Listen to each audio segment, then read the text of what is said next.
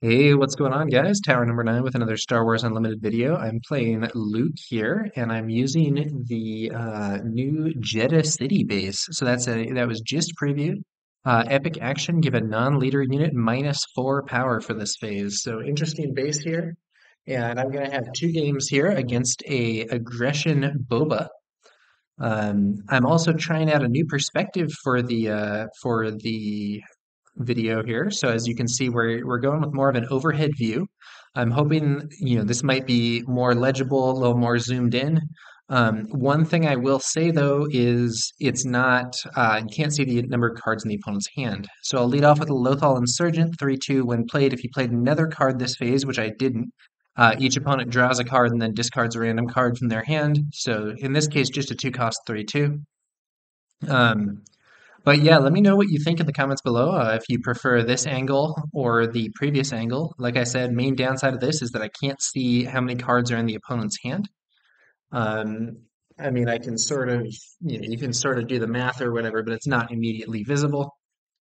And yeah, let's get to it. So Jedha City, pretty good base potentially. My opponent plays Admiral Ozzel, 2-cost 2/3. Action, play an Imperial unit from your hand. And you still have to pay the cost, but it comes into play readied, and then the opponent gets to ready a unit. So my my Lothal Insurgent there. Looking at my hand here, I could either play the Millennium Falcon or I could play Ezra this turn. I think I'm going to try to play Ezra this turn rather than the Falcon. Try to fight for control of the ground arena. Um, I don't really want my opponent to have Boba Fett uncontested when Luke arrives because that can be a nasty situation for Luke. I'm going to start off with just 3 damage from the Lothal Insurgent to the base, 3/2 stat line, just going to swing in for 3. If my opponent attacks and trades with Ozzel, I will have already gotten some damage on that base. Ozzel, of course, a 2/3, can take that action to play an Imperial unit from your hand, paying its cost, enters play readied, and each opponent may ready a unit. So thematically, that's because Ozzel is the guy who wanted to make a surprise attack on Hoth and deploy as quickly as possible, and he brought the fleet in too close to the planet and ended up alerting the rebels. So even though they might have been able to deploy faster, the rebels were also able to ready their defenses.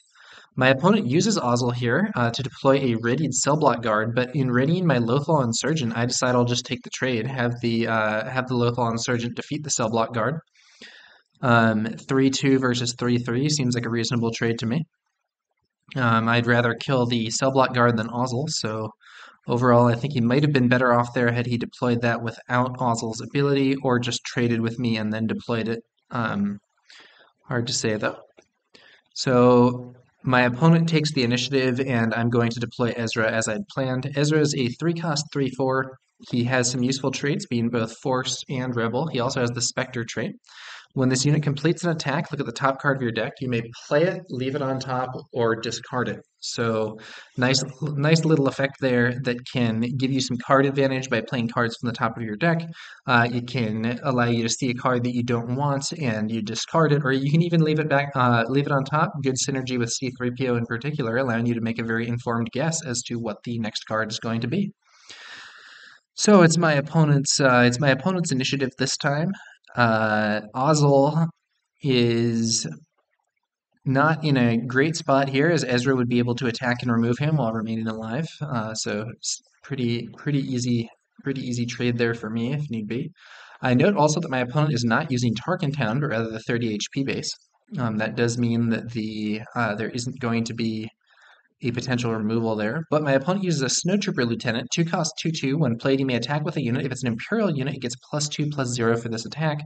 Hits Ezra for 4 with Ozzel's base strength of 2 plus the 2 strength from the Snowtrooper Lieutenant. And I'm going to bring out Kanan, who is a 4-cost 4/5. On attack, you may discard 1 card from the defending player's deck for each friendly Spectre unit. Heal 1 damage from your base for each different aspect among the discarded cards. So bringing out a solid unit of my own, and I'm hoping by this method to create a problem for my opponent's Boba Fett. So I have a copy of Surprise Strike in hand. If my opponent were to deploy Boba, I can Surprise Strike Kanan into Boba and defeat Boba immediately, which would be a lot of value for me, I feel. And That is, something that I think is going to be important in this game, trying to set things up so that you negate the impact of your opponent's leader as easily as possible. Some leaders it's very easy to do. For instance, IG-88 has only 4 HP, so even a simple removal card like Open Fire will defeat him. So not great. My opponent then plays Boba Fett, the unit here, Boba Fett Disintegrator. 3 cost 3/5 on attack. If this unit is attacking an exhausted unit that did not interplay this round, it may deal 3 damage to that unit. Okay, so looking at this, unfortunately, I'm not as optimistic about my plan to wait for Boba and play and do surprise strike because I don't have like plausible actions to do. I think that type of plan works a lot better if you have things to do that look like normal gameplay so that your opponent doesn't know whether or not you have it. If I'm just sitting here passing or whatever, it becomes pretty clear that something's up. So what I'm going to do instead is I'm going to use this Fleet Lieutenant to have Kanan attack and defeat Boba Fett Disintegrator. I will take 3 damage from that, but Kanan is still on the board. Because my opponent doesn't have Tarkin Town, he can't just use that epic action to clear Kanan. And then Kanan does also mill the opponent's top card, and then this would do some potential healing to my base here as well. But because my base is full health, it doesn't work. I do, however, mill off a copy of Bosk, which I'm happy to see gone. Bosk is a very strong card, and I'm glad that my opponent's not going to have it here. So the Snowtrooper Technician could trade with Kanan and defeat him. Defeat him there would, of course, be defeated himself, but it would be it would get a more powerful unit off the board. That seems like a pretty reasonable play to me, honestly. Although my opponent might want to play some other unit first, or even just an attachment or event or whatever, so as to avoid wasting Boba's ability, since Boba's ability can be used to stand up a resource. So Viper Probe Droid deployed here. When played, look at an opponent's hand. I show my hand of Waylay, Surprise Strike, and Vanquish. I then use Luke's ability to throw a shield onto my Fleet Lieutenant. Boba is going to get a chance to deploy this turn, and we still have that Snowtrooper Lieutenant as well as 3 readied resources. So there's still a fair amount my opponent can do here, I think. I have 1 resource ready, but it's not going to do anything. I could still use Jedha City, but it's unlikely that I'm going to here. So I end up just taking the initiative at this point.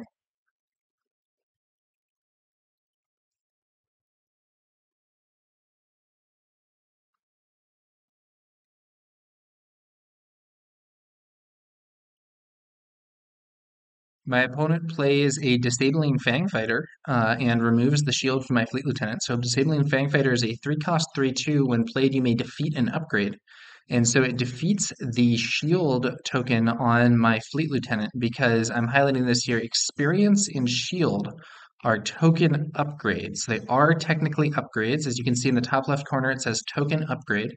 And that does mean that those cards can be defeated by upgrade removal, even though they aren't their own cards. So then we see the Snowtrooper Lieutenant for Kanan trade that I was discussing earlier as a likely play for my opponent. And the question is Boba going to defeat the Fleet Lieutenant or go for the base? Ends up defeating the Fleet Lieutenant. So with that, my opponent has managed to get quite a bit of board control here and also brings out a Death Star Stormtrooper. So quite a bit of board control here, not what I want to see. So this turn, I have Leia Organa, Defiant Princess, which I've just drawn, and I'm very happy to see her because in this situation, if I were to deploy Luke immediately, my opponent could play Surprise Strike on Boba, and with the +3 damage, defeat Luke in 1 hit, which would then be a very major setback for me since I'm hoping to get substantial value out of Luke. So what I'm going to do is I'm going to use Leia Organa, Defiant Princess to exhaust Boba Fett. The remaining units that my opponent has in the ground arena are only strength 3, so if there is a surprise strike, it can only hit for 6, and Luke will remain alive. So Leia Organa Defiant Princess, 2 cost 2/2, when played either ready a resource or exhaust a unit. More commonly used for that second effect, exhausting a unit, but having Leia be a 1 cost 2/2 isn't terrible. And we see a surprise strike played there. This is kind of an alt-art card, actually several of them are. We had a discussion about alters on one of the previous videos when I was playing against this opponent. But instead of having that surprise strike potentially defeat Luke, it throws 6 damage onto my base.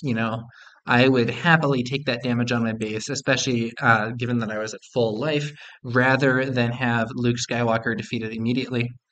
My opponent also has that Stormtrooper still readied and actually plays a second surprise strike, this time surprise striking the trooper into Luke. Luke takes 6 damage, but is still alive, and the Stormtrooper is defeated. So now I can have Luke attack and defeat Boba, but before I do that, I'm going to bring out a Wing Leader. So Wing Leader is one of my favorite cards, very strong card, 3 cost 2/1, and when played, you may give 2 experience tokens to a friendly rebel unit. So having given those experience tokens to Leia, making her 4/4, I then have Luke trade with Boba. Luke's on attack ability gives a shield token to the wing leader. And so now I am in a position where I've taken some damage on my base. My opponent has a substantial base HP lead at this point.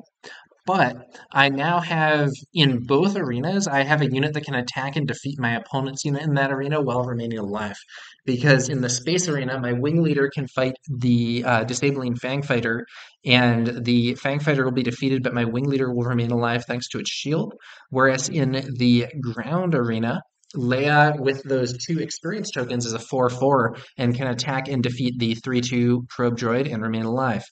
So overall, looking pretty favorable on board now. My opponent sort of took control of the board last turn, but this turn I was able to get some big results and change things up. Luke was defeated, which I don't love, but it does now put me in a position where I'm going to be able to hopefully get some big value from these units here. My opponent leads off with a disabling Fang Fighter, putting 3 damage onto my base.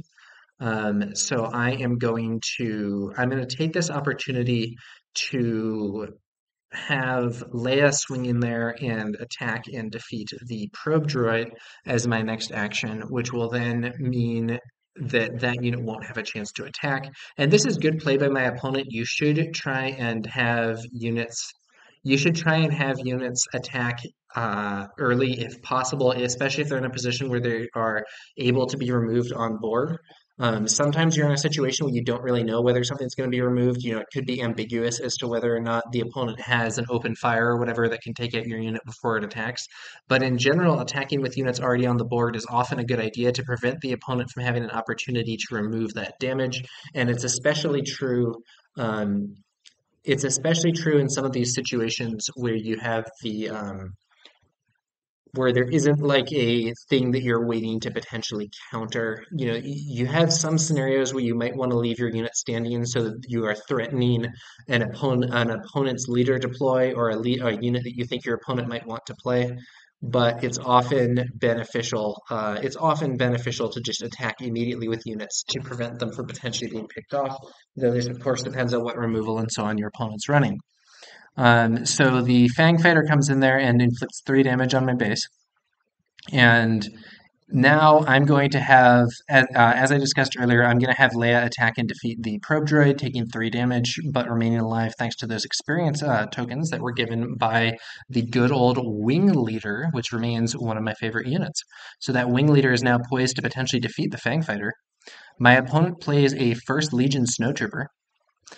First Legion Snowtrooper in this situation is actually a pretty sweet card because it can attack into Leia, defeat her, and then do some damage to my base as well. I still have not used any of my resources this turn, though. My opponent passes here, and I actually just take the initiative. I don't feel that I need to play any more cards this turn, and what I want to do is, with my opponent passing, I can take the initiative, and then I'm going to have Leia attack into the First Legion Snowtrooper and immediately defeat that unit. An alternate option that I now have available is that I could play Obi-Wan Kenobi, which would mean that the First Legion Snowtrooper could no longer attack Leia, and then I would be in a position where Leia could perhaps use that experience to attack the enemy base. Another thing that I could do here is I could just take the trade with Leia immediately, and then play Ezra, play Wing Leader to buff either Ezra or my other Wing Leader, and give one of those two a shield. So I end up going with with the latter option. One advantage of the Obi-Wan route would be that Obi-Wan is a very powerful unit, and it would be cool to develop that. But one problem with the Obi-Wan route is that Obi-Wan is highly vulnerable to waylay. So if my opponent were to play a waylay on Obi-Wan and send him back to hand, that would be kind of a blowout because the opponent spends 3 resources to suppress a card that costs 6 resources. Additionally, if and when Obi-Wan might die, you ideally want to have a Jedi unit or a Force unit rather on the board. So ideally, I would have Ezra already in play by the time that Obi-Wan is out and being defeated. So I end up going for the multiple smaller units play. My opponent plays a Star Wing Scout, and I just take the trade with my Wing Leader. I have the initiative this turn, so my opponent doesn't get the 2 draws. I'm then going to play a copy of Ezra Bridger. My opponent had passed after I traded with the Scout.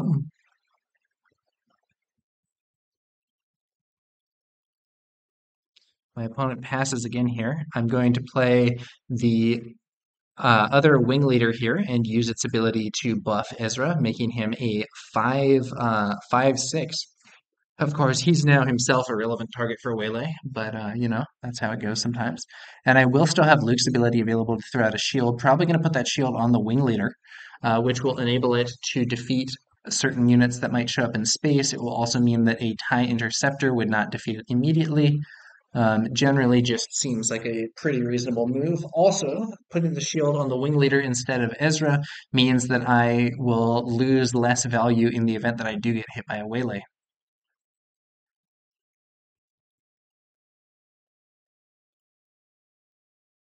Okay. I am still substantially behind on life, but at this point I have more resources, a stronger board, and I believe I have a card advantage as well, though I can't actually see my opponent's hand from this camera angle, so I'm not certain.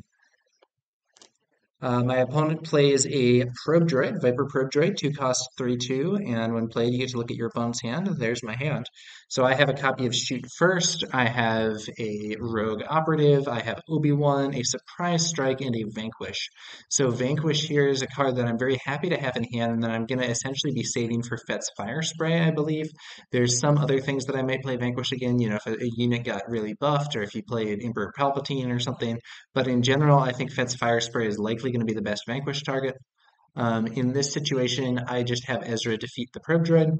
And Ezra's ability, when this unit completes an attack, look at the top card of your deck. You may play it, leave it on top, or discard it. I see a Wing Leader, and I opt to play it from the top of my deck, generating further card advantage. And I have my Wing Leader that I just played from Ezra's ability buff the Wing Leader that I already had in play. I'm then also going to be able to play a rogue operative, and then I will also be able to use Luke's ability to give out a shield this turn. So overall, looking quite favorable for me developing my board here. My opponent plays an Asteroid Sanctuary, exhausting the wing leader there. So Asteroid Sanctuary, 2 cost event, exhaust an enemy unit, put a shield token on a friendly unit you control that costs 3 or less. Luckily for me, my opponent doesn't have a valid target for that Asteroid Sanctuary. I'm then going to play out a Rogue Operative, 3 cost 2/4 with Saboteur and Raid 2, developing my board further in the ground arena. At this point, I feel like my board has gotten far stronger than that of my opponent, and I'm feeling pretty favorable about this game. The question is just if he's going to be able to sneak through enough damage to get the win, as it looks pretty unlikely at this point that the overall situation will stabilize. However, my opponent does play a Forced Choke to remove the Rogue Operative. So Forced Choke's a 2 cost event. If you control a Force unit, it costs 1 less, and it deals 5 damage to a unit, and then that unit's controller may draw a card. So ultimately, more card disadvantage for my opponent. Spent that card and did defeat my unit, but I drew a card, so it's net card disadvantage. It does improve the board situation a bit for the opponent, though. I'm going to lead off with Ezra attacking the enemy base for 5. I look at my top card and see a Lothal Insurgent. I'll happily pay 2 for that, generating more card advantage. Just getting more of a board set up here.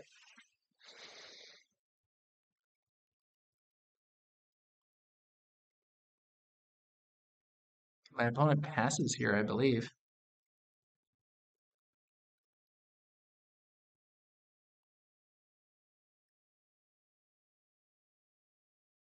I swing in for 2 damage with the unshielded wing leader. The reason for this is the shielded wing leader cannot be removed by certain removal effects. The unshielded wing leader can. I think that I guess I neglected to give out a shield last turn. That's interesting. I may have just wanted to have the initiative more than I wanted to have a shield on this wing leader, or I might have just forgotten. My buffed wing leader then swings in, some more damage to the enemy base. My opponent plays a Starwing Scout.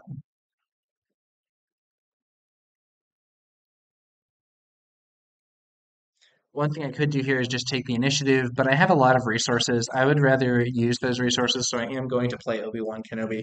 If my opponent has that waylay, Obi-Wan could get sent back to hand, but in that case, I can just take the initiative myself. Um, and it's possible there will be some smaller play instead. My force in the ground arena is now actually pretty threatening in terms of overall damage as well. I have 4 damage from Obi-Wan, 3 from the Lothal Insurgents, that's 7, then another 5 from the experienced Ezra, so that's 12, although my opponent plays an open fire and removes Ezra. At this point, I can take the initiative though. So now I have 13 damage on the board and a surprise strike in hand. So in principle, I actually have lethal this turn, although I'm not sure that I push for it.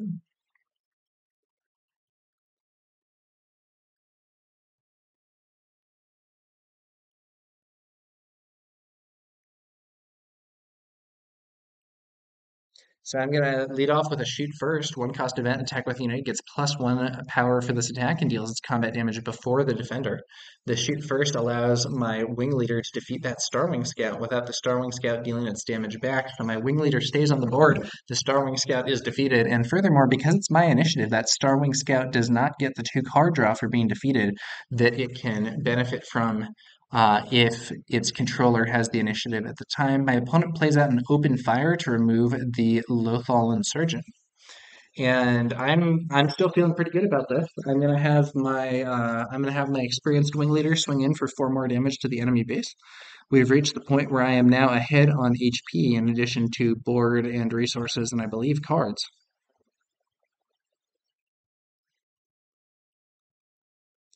My opponent plays out another Starwing Scout.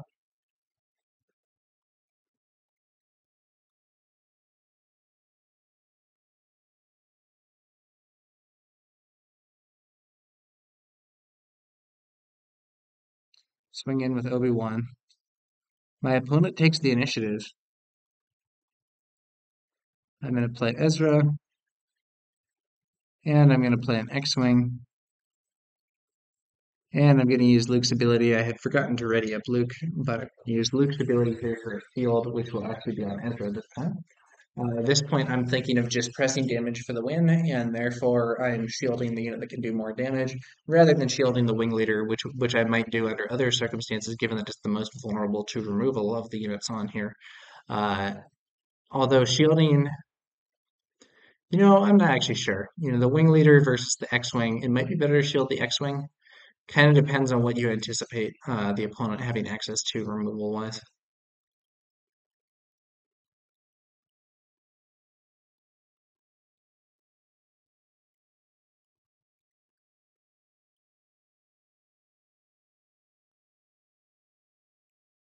The situation is looking extremely positive for me. I have lethal and more on board. I have a surprise strike in hand. I have some strong options for removal if my opponent does have something big to play. Just not looking like a good situation. My opponent takes the trade there with the wing leader defeating an Alliance X-Wing. This time, my opponent having the initiative means there are going to be 2 cards drawn, but I think it's too little too late. Obi-Wan Kenobi swings in for 4 damage. And now I am threatening lethal with the wing leader just on board. And with the surprise strike, my other 2 units are threatening lethal as well. My opponent plays an Imperial Interceptor and takes down the unshielded wing leader, but the shielded and experienced wing leader can just attack into the enemy base and destroy it. So that is game. We are going to have a game two here with the same decks, actually. My opponent showing the cards in hand, and unfortunately, really not stuff that was that impactful there. We got a First Legion Snowtrooper, a Snowtrooper Lieutenant, and General Veers. So, tough situation for my opponent. Ultimately, I was able to kind of get control of the board and get the win.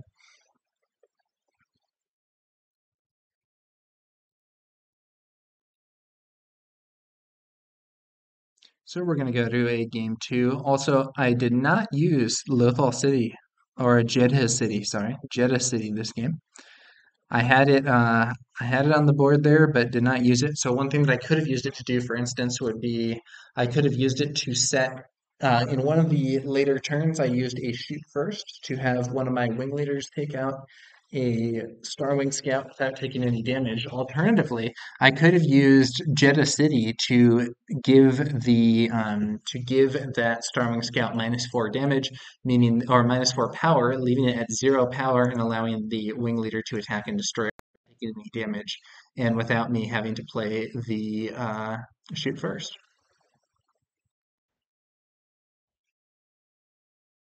All right, so we're going into game two with the same decks here. Let's see how.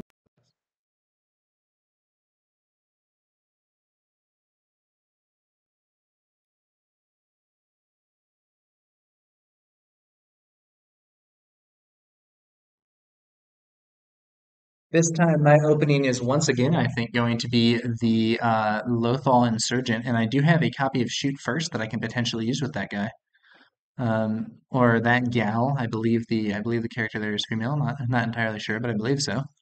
Um, and so let's see what my opponent is going to do. My opponent actually passes as first action, so then I'm going to play the Lothal Insurgent. Doesn't get the when played effect since I haven't played another card this phase, but a 3/2 body is pretty decent.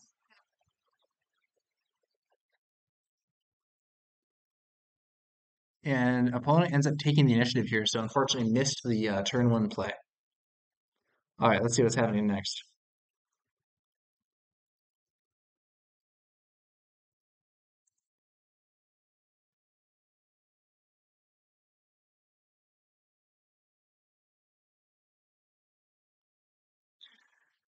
Well, my opponent does have the initiative here. Um, in terms of what I want to do this turn, wing leader onto the Lothal Insurgent seems like a pretty solid play. Get that unit up to strength 5. Yeah, and so my opponent plays a cell block guard.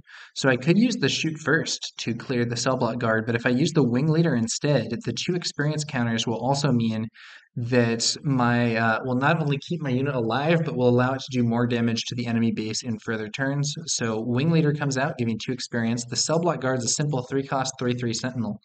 Wing Leader, one of my faves, 3 cost 2/1 when played, give 2 experience tokens to another friendly rebel unit.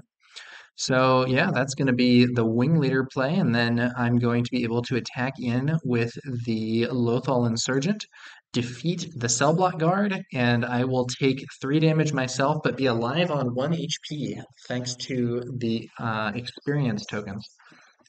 Pretty solid situation there for me. Um, going into this turn, going into this next turn, I have a unit in space and a unit on the ground, and am poised to push some damage to my opponent.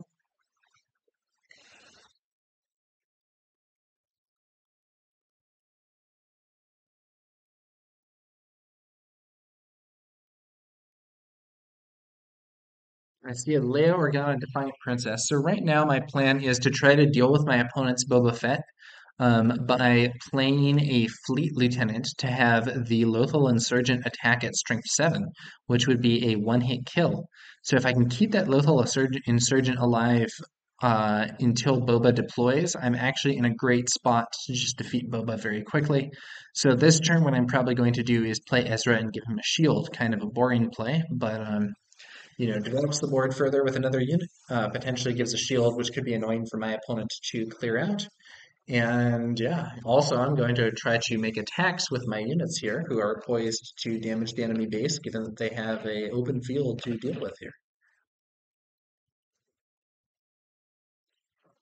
My opponent leads off with an Asteroid Sanctuary, exhausting my Lothal Insurgent without it having a chance to attack. But again, not getting too much value out of that because there isn't a friendly unit to give a shield with the second part of that ability. I play Ezra Bridger, 3 cost 3 4. When this unit completes an attack, look at the top card of your deck. You may choose to play it, leave it on top of the deck, or discard it. And my opponent then plays a Snow Trooper Lieutenant who is not going to get the when played effect since there isn't another unit ready to attack. I actually opt to just take the initiative here. And the reason for this is now I'm in a position where instead of my opponent having that lieutenant trade with my Lothal Insurgent, now I'm going to be able to have Ezra take the first action, just attack into that snow trooper and defeat him. And then potentially play a card from the top of my deck and then I'll be in position with the Fleet Lieutenant to potentially take out Boba immediately. I see a Millennium Falcon on top of the deck, so I could play that here, but I want to keep 3 resources for the Fleet Lieutenant, which is threatening the kill on Boba. So I'm not going to deploy I'm not going to play that. So here I erroneously thought that my opponent passed, so I made an attack with the Wing Leader. I think I got confused and saw a message that said pass in the chat, but it was from a previous moment. Um, so yeah, a little bit of a confusing situation there.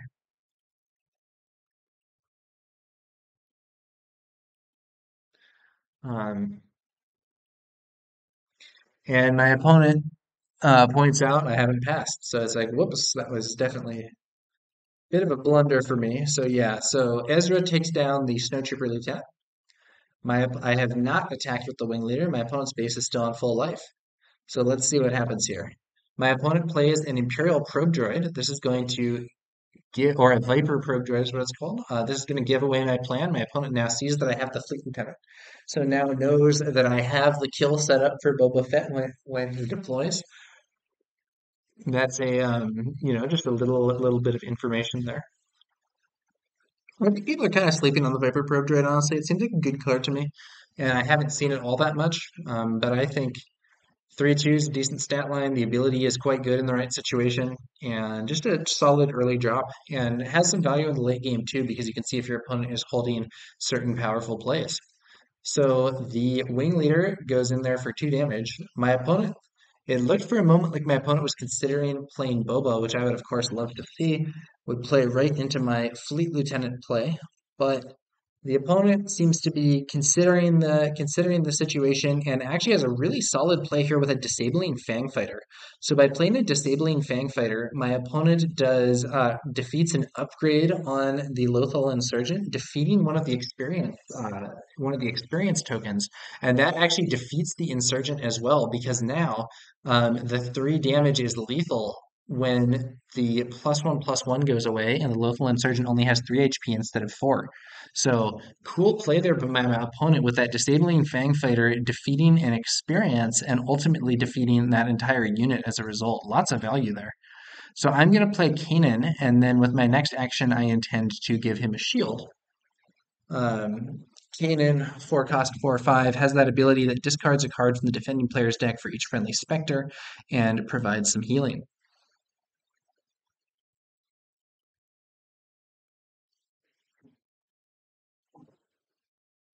Okay, my opponent deploys Boba. I indeed give Kanan that shield, and we'll see what else happens here. Boba, of course, can attack and then ready 2 resources because one of my units has left play this turn.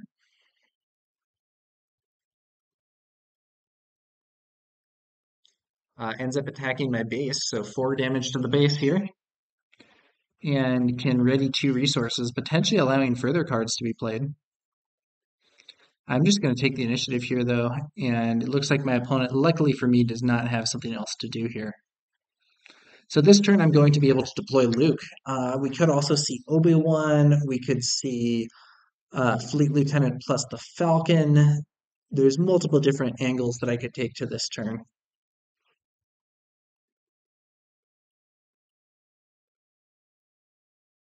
Obi-Wan seems appealing here. It is possible that the opponent would be able to waylay him, but In the event that my opponent waylaid Obi-Wan, I would then be able to, I would then have them not using their waylay on Kanan, who's already a good waylay target with his shield and relatively high cost. So I'm going to deploy Obi-Wan, 6 cost 4/6 with Sentinel. When defeated, give 2 experience tokens to another friendly unit. If it's a Force unit, draw a card. And this ability is highly relevant right now because actually both Ezra and Kanan are Force units, as well as Luke, who will likely be deploying this turn as well. So Obi-Wan has a lot of targets.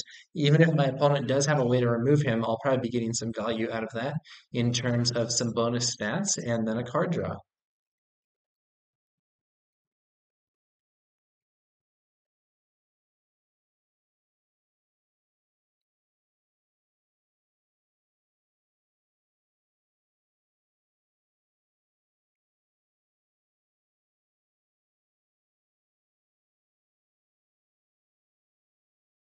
My opponent brings out a First Legion Snowtrooper, not something that I'm so worried about seeing at this point in the game, honestly. That's a card that's good early, but you're hoping for some more impactful stuff at this point. I bring out Luke Skywalker. 4/7 on attack, you may give another friendly unit a shield token. Or maybe it's another unit you control, I'm not sure. In practice, this game is broadly 1v1, so friendly unit versus unit you control isn't much of a distinction, but it might matter for future team games.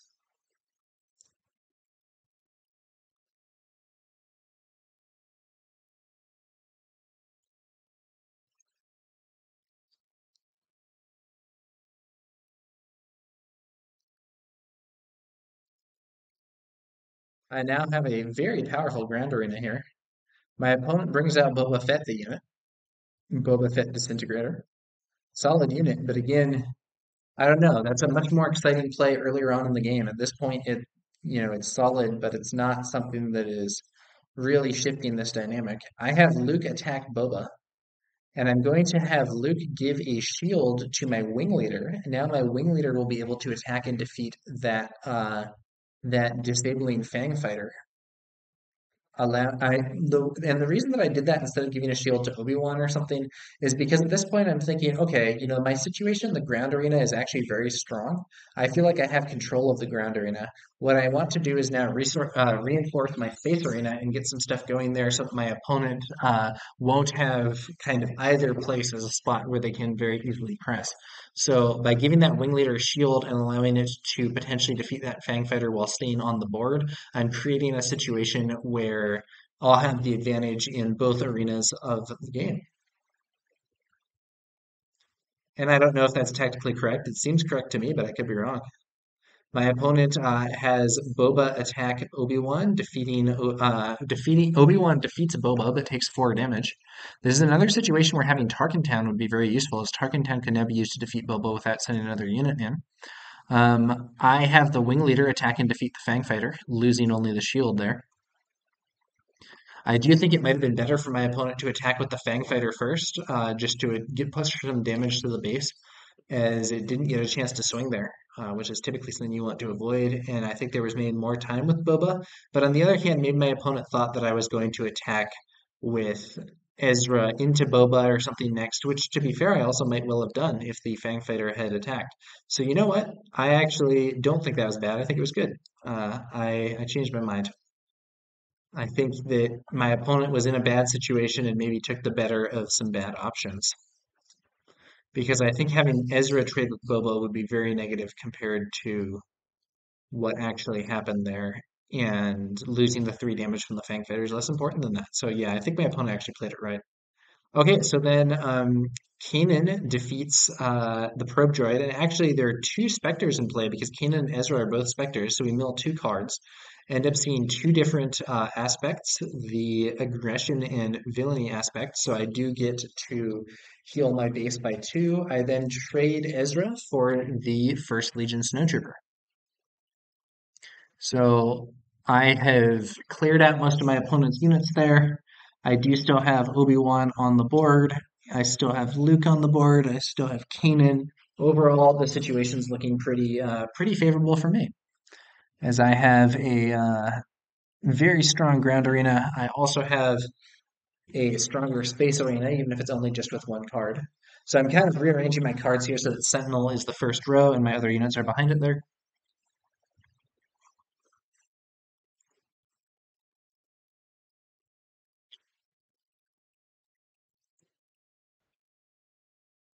Let's see what happens next.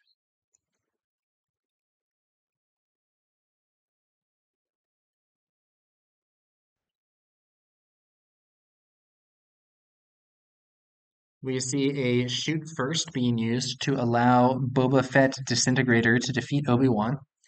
I use and Boba Fett Disintegrator remains alive, not taking any damage. I give Luke 2 experience and draw a card, drawing a surprise strike from Obi-Wan's effect when defeated. I'm going to bring in Han Solo. So Han Solo, very strong unit here. Han Solo, Reluctant Hero, 6/6 with ambush, and when attacking, this unit deals combat damage before the defender, so he has a permanent shoots first effect. Since Han shoots first, little, maybe a little bit of a joke there by Fantasy Flight, but also very strong. So Han there defeats Boba without taking any damage, and my opponent has remembers to use Boba's ability to get the resource back from the shoot first, which I guess had perhaps been forgotten. In this situation, what I want to do now is I have a really favorable situation, and what I really want to do is just focus on winning the game.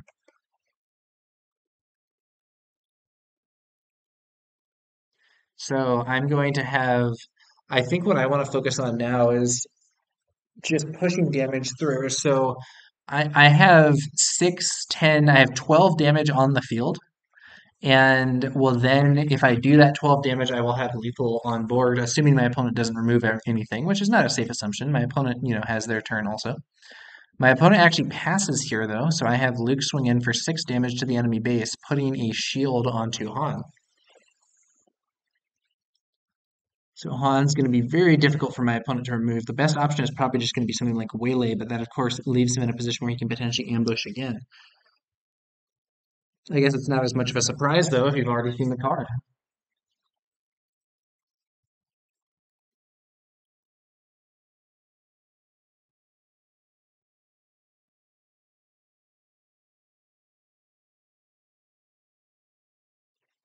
Okay, so we still have the wing leader and Kanan ready to attack. My opponent, maybe considering the available options, is in a bit of a spot here with how strong my ground arena is. Let's see what tricks Boba might have to try to salvage the situation, though.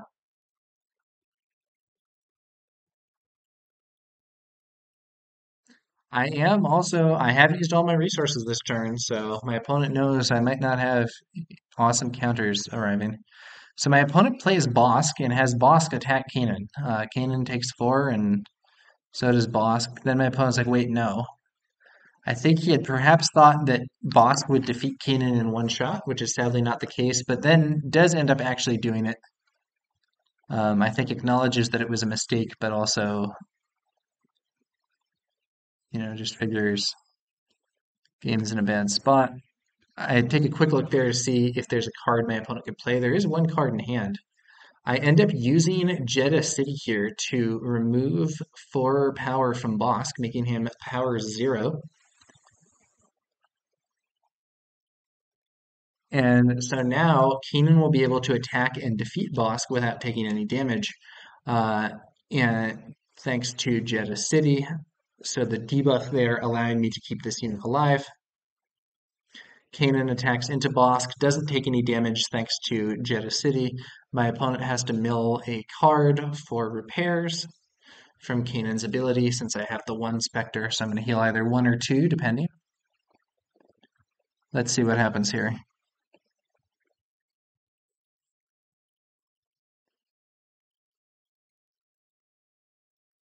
The milled card is a basic cell block guard, so just 1 aspect and just 1 HP healed.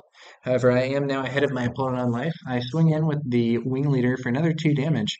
Opponent at 20 life, which seems like a lot, but I have 18 damage on the field right here. Yeah, 6 for Han, 4 for Kanan's, that's 10. Another 6 for the experienced Luke's, that's 16. And then another 2 for the wing leader. And I also have 2 surprise strikes and a fleet lieutenant, so I'm actually going to be able to push more damage than that.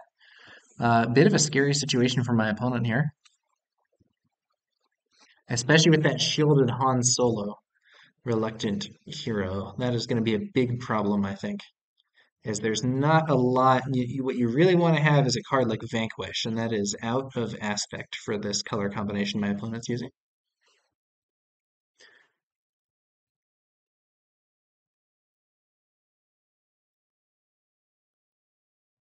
Fet's Fire Spray, very strong unit, but I think it's arrived too late here. So Fet's Fire Spray, I send in a surprise strike with my wing leader. Attack with the unit gets +3 for this attack, so 5 damage dealt to the base there by the wing leader. Fet's Fire Spray has an ability that allows you to spend 2 resources to exhaust a non-unique unit. So my opponent could potentially attack with Fet's Fire Spray, destroy the wing leader, get a resource back with Boba, and then use that exhaust ability. But there's a big problem, which is that all the units I have in the Grand Arena are unique. I then play a Fleet Lieutenant and have Luke swing in there for 8 damage, shielding Kanan. And I have lethal on board here, even without the surprise strike. And my opponent concedes the game. So that is going to be game. We did have a third, we did do a third game after this, but this video is already a bit long, and that one was I think, at least somewhat long game as well. So, additionally, we changed decks for that, so I am not going to include that in this video. I will say, though, to my opponent's credit, after I scored 2 wins here against Aggression Boba, he swapped to a green Boba deck and was able to get the win against me there. So ultimately, a 2-1 total record for Luke versus Boba.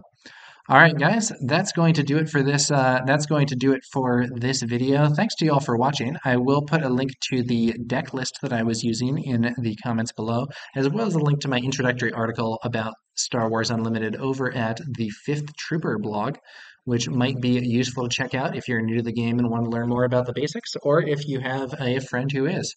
Could be a cool thing to see. All right, guys, that's going to do it for this one, and we'll be back later with some more Star Wars Unlimited content. One last thing, though, please do let me know what you think about the new camera angle in the comments below. I'm curious as to whether I should start filming more videos like this, or whether you prefer the kind of traditional angled view where the table isn't as clear, but you can see the opponent's hand. Let me know what you think, guys, and I will catch you later.